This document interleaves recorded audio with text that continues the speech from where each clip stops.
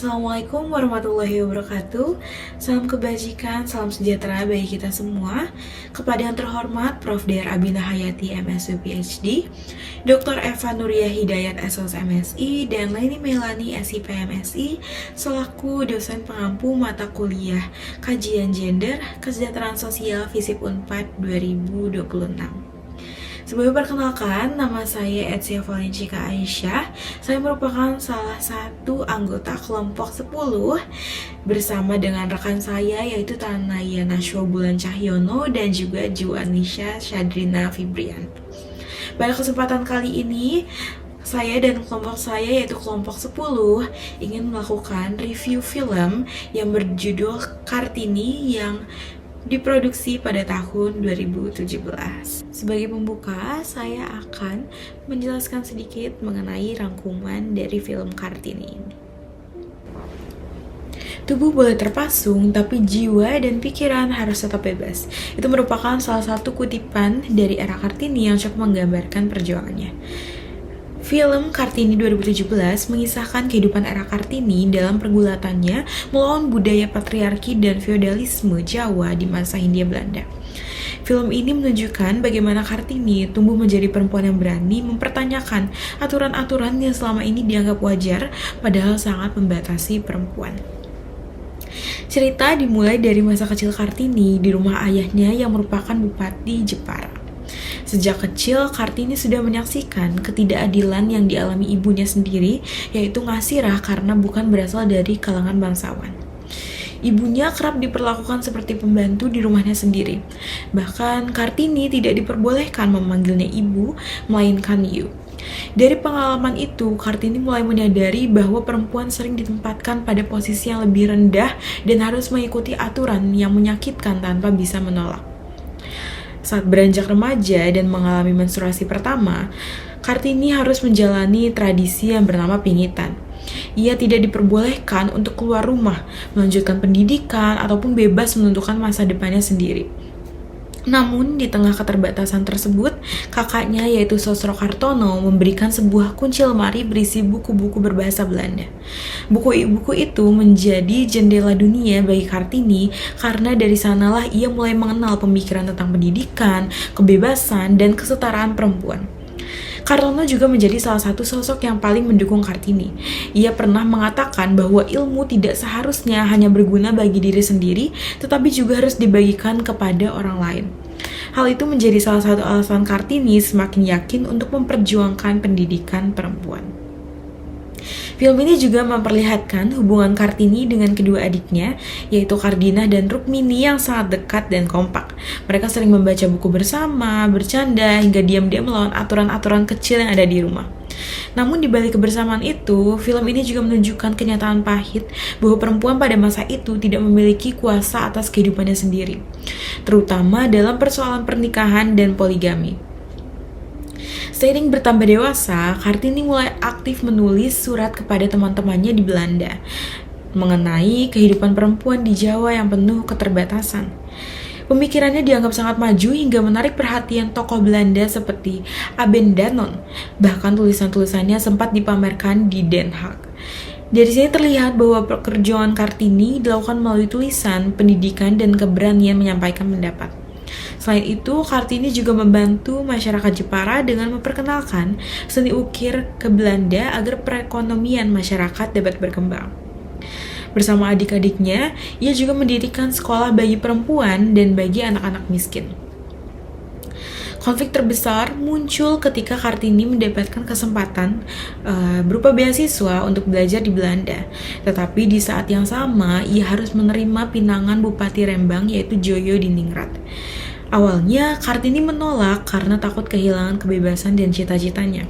Namun pada akhirnya, ia menerima tawaran tersebut dengan syarat bahwa suaminya harus mendukung perjuangannya dan mengizinkannya mendirikan sekolah perempuan. Film ini mempertegas peran Raden Ajeng Kartini sebagai perempuan Jawa yang anggun sekaligus sosok yang berani berpikir kritis dan mentang budaya yang membatasi perempuan.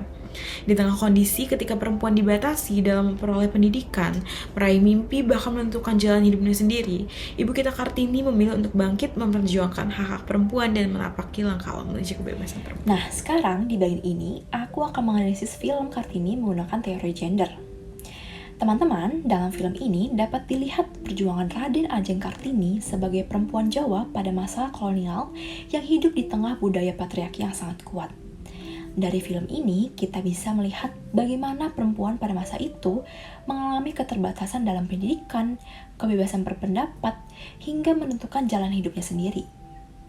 Nah, jika dianalisis menggunakan teori gender, film Kartini menunjukkan bahwa perbedaan laki-laki dan perempuan bukan hanya soal biologis, tetapi juga dibentuk oleh konstruksi sosial. Dalam masyarakat pada masa itu, laki-laki dianggap memiliki kuasa lebih besar, sedangkan perempuan ditempatkan pada ranah domestik seperti hanya mengurus rumah, menikah, dan patuh terhadap aturan keluarga maupun adat. Salah satu bentuk ketidakadilan gender yang terlihat dalam film itu adalah adanya subordinasi terhadap perempuan. Kartini dan saudara-saudaranya tidak memiliki kebebasan yang sama seperti laki-laki. Mereka harus menjalani tradisi pingitan dan tidak boleh melanjutkan pendidikan secara bebas. Di sini, terlihat bahwa perempuan dianggap kurang penting dibandingkan laki-laki dalam akses pendidikan dan pengambilan keputusan. Nah, selain subordinasi, terdapat juga marginalisasi perempuan. Dalam film ini, perempuan bangsawan Jawa sebenarnya memiliki potensi dan kemampuan, tetapi ruang geraknya dibatasi oleh budaya dan sistem sosial. Hal ini membuat perempuan sulit berkembang dan tidak memiliki kesempatan setara untuk berpartisipasi di masyarakat. Nah, kemudian film ini juga menggambarkan stereotip gender. Perempuan digambarkan harus lemah lembut, penurut, dan tidak boleh melawan aturan. Sedangkan laki-laki dianggap lebih pantas memimpin dan menentukan keputusan. Nah, stereotip seperti ini akhirnya membentuk ketimpangan relasi kuasa antara laki-laki dan juga perempuan. Dari sudut pandang teori feminisme, perjuangan Kartini dapat dilihat sebagai bentuk perlawanan terhadap sistem patriarki. Kartini percaya bahwa perempuan memiliki hak yang sama untuk memperbolehkan pendidikan dan menentukan masa depannya sendiri. Pendidikan menjadi alat penting bagi Kartini untuk membebaskan perempuan dari keterbelakangan dan ketidakadilan. Kalau dikaitkan dengan ilmu kejahatan sosial, perjuangan Kartini relevan dengan konsep pemberdayaan sosial. Kartini tidak hanya memperjuangkan dirinya sendiri, tetapi juga berusaha membuka akses pendidikan bagi perempuan lain agar mereka memiliki kesempatan hidup yang lebih baik. Dalam kejahatan sosial, hal ini berkaitan dengan upaya meningkatkan keberfungsian sosial individu dan kelompok yang mengalami ketidakadilan atau penindasan. Jadi, film Kartini menunjukkan bahwa peran gender dibentuk oleh budaya dan masyarakat, bukan hanya karena perbedaan biologis antara laki dan juga perempuan. Nah, sekarang saya akan merefleksikan film Kartini dengan fakta yang ada di dalam masyarakat Indonesia saat ini, apakah masih relevan. Dalam film Kartini ini masih sangat relevan dengan kondisi masyarakat Indonesia pada saat ini karena banyak persoalan yang dialami Kartini pada masa itu. Ternyata masih dapat ditemukan di kehidupan sekarang. Dalam film tersebut, Kartini ini digambarkan sebagai perempuan yang hidup dalam aturan atau adat yang ketat. Ia tidak bebas menentukan pendidikan, pergaulan, bahkan masa depannya sendiri, karena perempuan dianggap hanya perlu berada di rumah, menikah, dan mengurus keluarga. Kartini melihat bahwa perempuan itu seharusnya memiliki hak yang sama untuk belajar, berpikir, dan menentukan pilihan hidupnya. Perjuangannya menunjukkan bahwa pendidikan menjadi jalan yang penting untuk mengubah kehidupan perempuan dan masyarakat secara luas. Jika dikaitkan dengan kondisi Indonesia saat ini, memang sudah banyak perubahan positif yang dibandingkan masa Kartini. Perempuan kini memiliki kesempatan untuk bersekolah tinggi, bekerja, bahkan menjadi pemimpin berbagai bidang seperti politik, pendidikan, bisnis, ataupun di pemerintahan. banyak perempuan di Indonesia yang berhasil membuktikan bahwa mereka berprestasi dan memiliki kemampuan yang sama dengan laki-laki. Namun, di balik perkembangan tersebut, masih ada berbagai masalah yang menunjukkan bahwa nilai perjuangan Kartini ini belum sepenuhnya selesai. Bahkan, sampai sekarang, masih ada perempuan yang mengalami diskriminasi gender di lingkungan keluarga, sekolah, ataupun di dunia kerja. Misalnya, perempuan sering dianggap kurang pantas menjadi pemimpin, mendapatkan standar sosial yang lebih berat, atau diharapkan mengutamakan keluarga dibandingin cita-citanya. Selain itu, kasus kekerasan terhadap perempuan ataupun pelecehan seksual, bahkan pernikahan dini juga masih sering terjadi di Indonesia. Di beberapa daerah, masih ada pandangan bahwa perempuan tidak perlu memiliki pendidikan tinggi dan menunjukkan bahwa pola pikir patriarki yang dulu dilawan Kartini itu pun masih ada dalam kehidupan masyarakat modern. Dan film ini juga relevan bagi generasi muda karena mengajarkan pentingnya keberanian untuk menyampaikan pendapat dan memperjuangkan hak yang dianggap benar.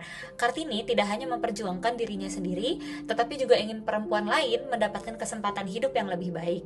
Sikap kritis, berani, dan peduli terhadap pendidikan yang ditunjukkan oleh Kartini menjadi nilai yang penting untuk dicontoh oleh masyarakat saat ini. Oleh karena itu, film Kartini bukan hanya sekadar film sejarah, tetapi juga pengingat bahwa perjuangan menciptakan kesetaraan gender dan menghargai hak perempuan masih perlu terus dilakukan hingga sekarang. Terima kasih.